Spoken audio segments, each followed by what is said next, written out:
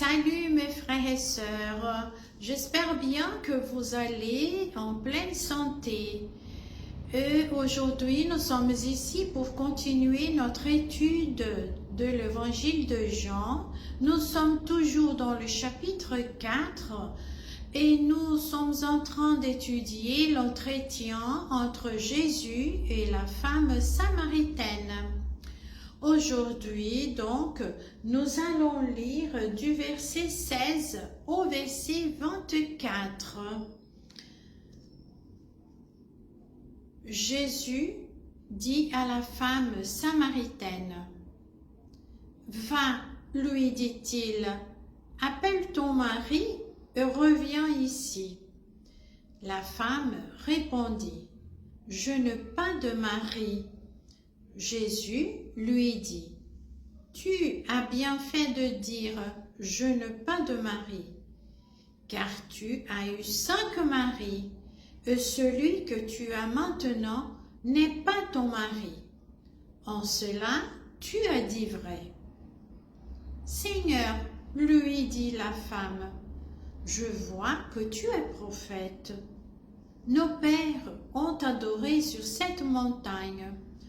Et vous dites, vous, que l'endroit où il faut adorer est à Jérusalem.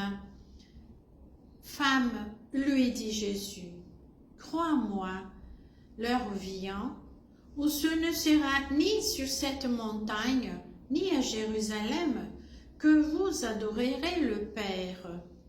Vous adorez ce que vous ne connaissez pas. Nous adorons ce que nous connaissons. Car le salut vient de Juifs.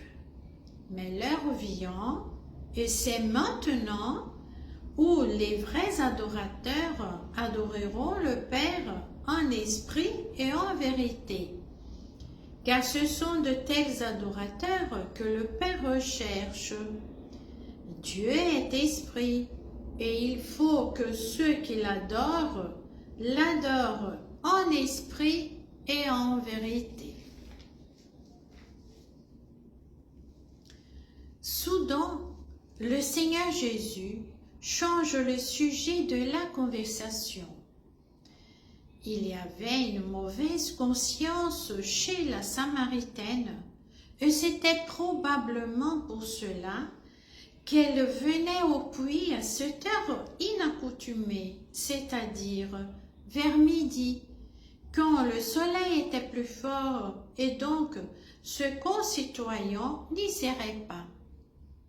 Ce jour-ci, pourtant, ce serait pour elle l'occasion de réveiller sa conscience et de recevoir le pardon et le salut du Seigneur dont les paroles qui ont dévoilé son état moral ne l'ont pas rejeté.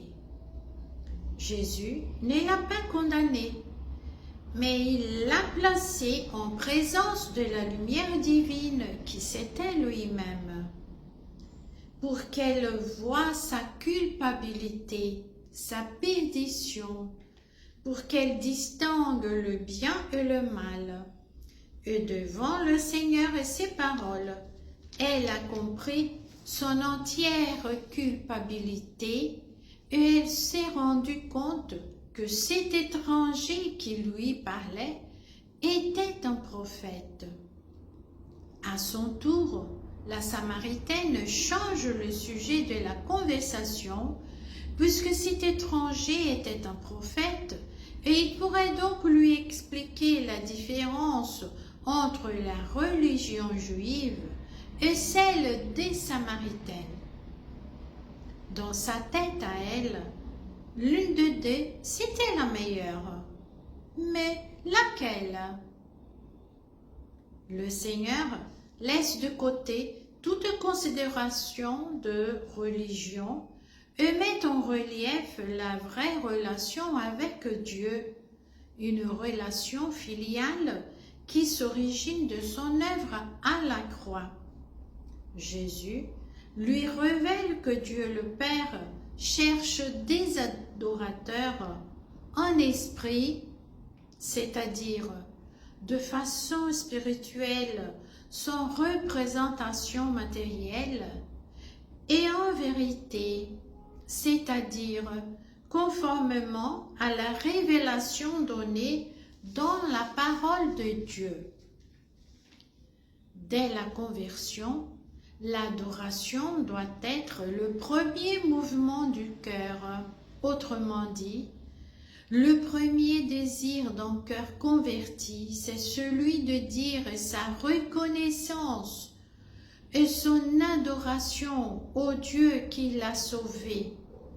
Une adoration individuelle peut se faire collectivement et pleinement quand l'Église du Seigneur est réunie pour lui rendre un culte par l'action de l'Esprit de Dieu.